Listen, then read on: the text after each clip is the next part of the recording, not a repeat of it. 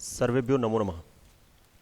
आज हम अष्टम पाठ संसार सागरस्य नायिका कक्षा 8 संस्कृत पाठ्यपुस्तक रुचिरा तृतीयो भाग। इस पुस्तक के पाठ 8 संसार सागरस्य नायिका के अभ्यास प्रश्नों को आज हम इस वीडियो में हल करेंगे। सर्वप्रथम मैं संग्राम सिंह, केंद्रीय विद्यालय संगठन, आपका अपनी कक्षा में हार्दिक अभिनंदन करता हूं। तो आइए प्रारंभ करते हैं। सर्वप्रथम एक पदेन उत्तरत्, एक पद में आपको उत्तर देना है। कस्य राज्यस्य भागेषु गजधरः शब्दः प्रयुज्यते। किस राज्य के भागों में गजधर का शब्द आज भी प्रचलित है? तो राजस्थान के। तो राजस्थानस्य। गज परिमाणम कः धारयति। गज परिमाण को कौन धारण करता है? गजधर। कार्य समाप्तौ वेतनानि अतिरिच्य गजधरेभ्यः किम प्रदीयते स्म। कार्य समाप्ति पर वेतन के अतिरिक्त गजधरों को क्या प्रदान किया जाता था? सम्मान।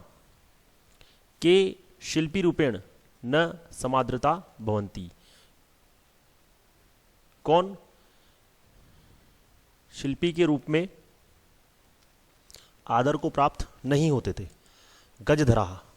देखो, इसलिए ऐसा इसलिए बोला गया है क्योंकि शिल्पी के रूप में आदर को प्राप्त नहीं थे। वो 3 हाथ का 1 गज का डंडा लेकर चलते थे और वो समाज की गंभीरता को मापते थे। इस रूप में वो परिचित थे।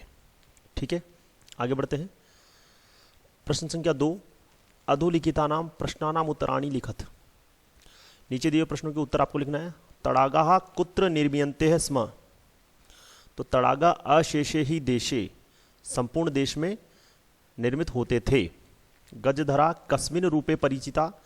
गजधरा समाजस्य गांभीर्यस्य मापका, समाज की गंभीरता को नापने वाले इस रूप में परिचित थे। ये पिछले प्रश्न में हम इसको डिस्कस कर चुके हैं। गजधरा किम कुर्वन्ति स्म। गजधरा नवनिर्माणस्य योजना प्रस्तुतवन्ति, नवनिर्माण की योजना प्रस्तुत करते थे। भाव्यम आकलयन्ति, और भविष्य का आकलन करते थे, भावी आने वाले समय का आकलन करते थे। उपकरण भरण और उपकरणों का संग्रहण करते थे। के सम्मानिया गजधरा सम्मानिया, गजधरा सम्मानित है। अगला है रेखांकित पदों के आधार पर प्रश्न निर्माण करना है। सुरक्षा प्रबंधनस्य दायित्वम गजधरा निभालयन्ति स्म। तो सुरक्षा प्रबंधस्य, तो यहां पर आ जाएगा आपके कस्य। तेषाम केशाम वेतनानि कानि। गजधर, गजधरः पुल्लिंग प्रथमा विभक्ति एकवचन, तो कह। और तड़ागः पुल्लिंग प्रथमा विभक्ति बहुवचन, तो क कौ के, तो यहां पर आ जाएगा के। ठीक है, अगला प्रश्न है संधि और संधि विच्छेद करना है। जैसे अध्य प्लस अपि, अ और अ मिलकर आ हो जाएगा, दीर्घ संधि, तो अध्यापी। ठीक है, स्मरणार्थम, स्मरणाणा, अ और अ, तो स्मरण प्लस अर्थम इति अस्मिन, यण संधि ई का यह हो जाएगा, तो ई ती के अंदर आधा त है और ई का यह हो गया और यह के अंदर ई अ जुड़ गया, तो इत्यस्मिन। एतेष्वेव, तो एतेषु एव, इसमें ऊ का व हो रहा है और उसमें ए जुड़ रहा है, तो वे बन गया एतेष्वेव।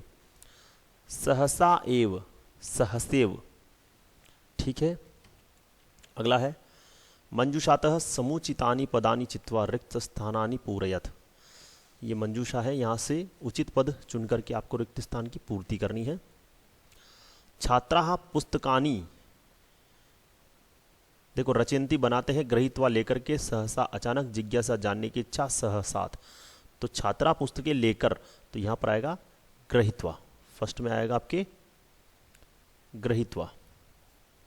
मालाकारः पुष्पे माला, माली जो है फूलों से माला बनाता है, तो रचयन्ति। मम मनसि एका, मेरे मन में एक जिज्ञासा है।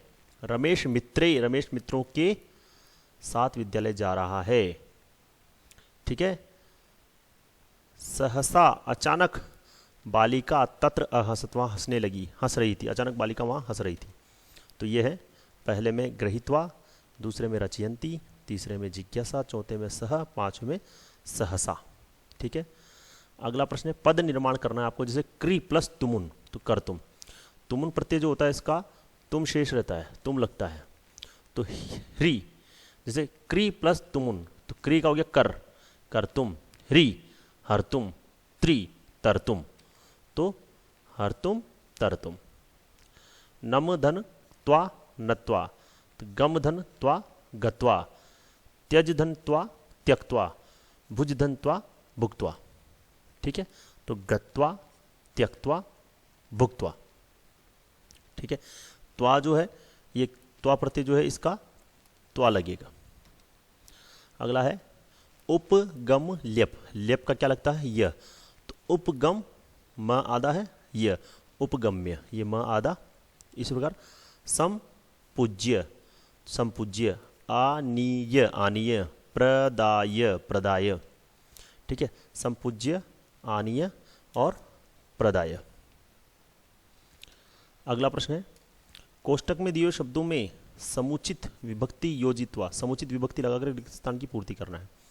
देखो परितः, उभयतः, सर्वतः, इनके योग में हमेशा द्वितीय विभक्ति होती है, द्वितीय।